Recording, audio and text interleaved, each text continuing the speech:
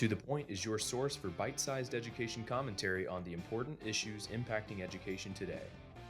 I can promise you, your hosts won't always agree on the solutions, but their conversation adds unique insight to the national dialogue.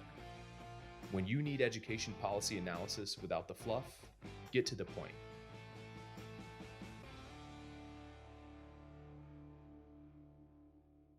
I'm Jim Horne, and my partner Doug Mesecar. We're here to talk a little bit about artificial intelligence.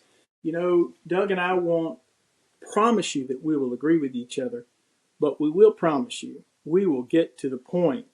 You know, Doug, it's a trendy topic these days, AI, right? I mean, everybody's talking about it, usually in the context of maybe a good AI or bad AI. And I know that you have had thoughts about, is this going to be more like the internet, or is this going to be a lot like whiteboards that have just sort of almost diminished in the classroom? So I would ask you that question, Doug. What do you think is going to happen with AI as it applies to schools and students across our country? Well, Jim, if I had that answer, I'd be worth a lot of money because everybody's trying to figure that out. And there's a lot of investment interest in this, Jim. There's a lot of companies trying out new ideas. Everybody seems like they've got, some sort of AI idea. But I don't think anybody really knows, Jim. And I think it's a question that you set up is exactly the right one. Will artificial intelligence or generative AI, as we've seen it sort of come out through ChatGPT and Gemini and Copilot, will it have the impact the internet had, not only on school, but just lives, all of us in general? Or is it going to be more like those smart boards or their whiteboards where, yeah, it's nice, it adds a little bit, but it didn't really change things fundamentally, particularly from the school setting?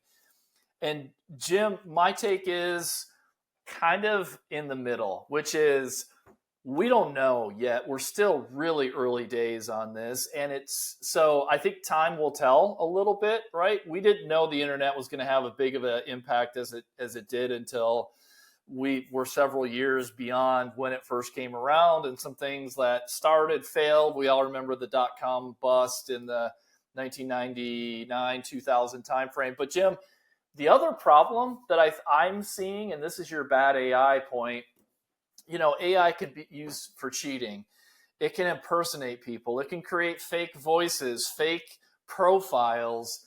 And I seem to see, Jim, this kind of arms race between, yes, there's a lot of things it can do or could do as it gets better, but it's also being put to a lot of bad uses. And if that continues the way it is, I think that will really diminish the impact of AI, because if it's sort of, Jim, and you've seen this in Florida, smartphones came around in 2007 with the iPhone. And I think a lot of people, what are we, 17, 18 years beyond that now? And we're starting to see efforts to pull phones back from kids, from teenagers.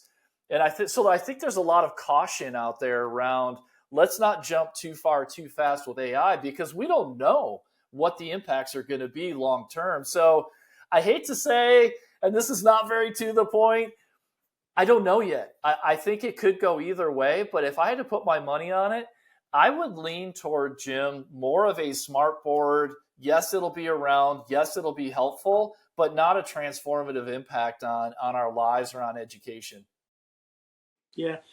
I think that you're dead on, right? I mean, there's a lot of different ways that it can be misused. And if we aren't willing to build in some guardrails of accountability, it's much like, this is sort of unrelated, but when Florida embarked a lot on the voucher program, we said, oh, parents will vote with their feet. We don't need to re-regulate this system of private schools.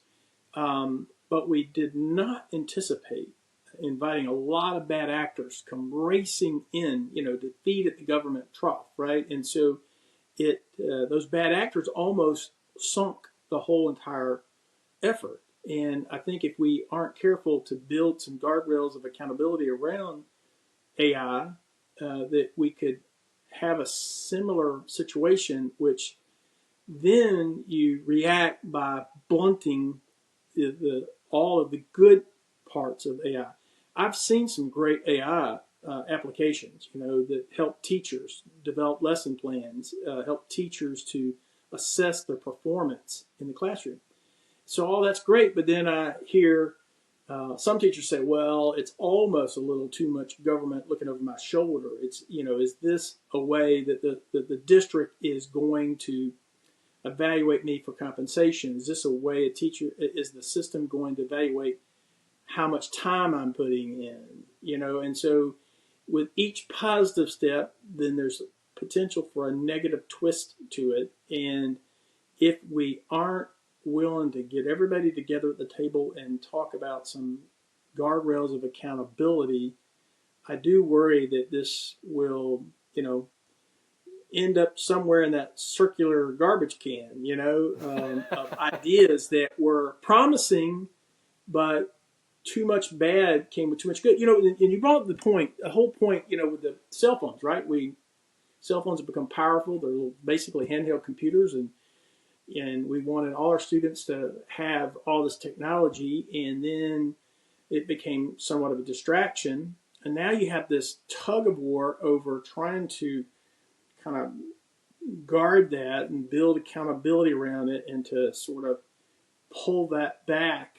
But then you have parents who want their children to have that in the event of some kind of school safety issue and ability to reach out. And so now you have this tug of war over the amount of misuse versus good use. And so you perfectly drew a comparison to this whole AI. There's the good and the bad, and there's a tug of war on the good and the bad, right? This is good, well, that's bad. And if one starts to weigh heavier to one side, that scales of justice will, kind of tilt. And, I could see us going either direction. And I'm like you, I know we should be disagreeing a little bit more, but I agree with you. I'm somewhere in the middle of how this could be. This could be potentially could be the next internet. I don't think it's going to be as transformative as the internet was. I mean, that was a game changer, but I think it's going to be much more impactful than a whiteboard. But only time will tell, right? We'll have to see where it all goes. Yeah, and it's really expensive still. Like the amount of computing power and all of the expense to make AI work. So I think there's a lot of conversation, but nobody's really thought about, okay, how to sort of, if you will, democratize AI so that every person who wants to benefit, or organization or school district or school, I do think about that, because we don't need to create more haves and have-nots with this. And I think the other thing, Jim, you kind of touched on this, but data privacy has only gotten more and more important as more of our data is available. There's data brokers that's getting sold and resold, and ads are being targeted to us based on our data. And you have to wonder, with AI, still something that's being worked on and improved, and they're collecting all this data to make these AI bots or programs, whatever you call them, smarter and smarter. What does that imply about what's happening to not only our data, but our students' data? And so I think there's some pretty tricky questions that I feel like people are walking a little bit, like there is this huge hype cycle. I get it with AI. Like it's on the tip of everybody's tongue. You can't help but talk about it.